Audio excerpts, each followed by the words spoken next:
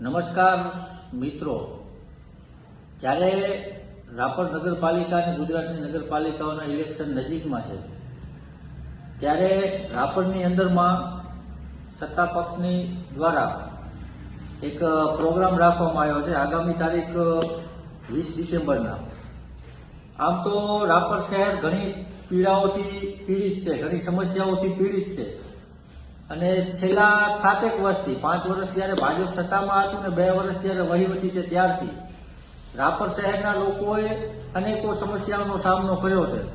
અને જ્યારે ચૂંટણી નજીક આવી છે ત્યારે જે વરસાદી દેડકાઓ નીકળે એમ ભાજપના તમામ નેતાઓ અત્યારે પ્રચારમાં લાગી ગયા છે અને લોકોને પોતાની સારી કામગીરી બતાવવા માટે. આમ તો કર્યું આમને કાંઈ નથી, એટલે 20 તારીખના એક વિકાસના તાયફાઓની વાત લઈને રાપર ખાતે એક પ્રોગ્રામ રાખવામાં આવ્યો છે. તો આ પ્રોગ્રામ પહેલા હું સત્તા પક્ષને એટલું જ કહેવા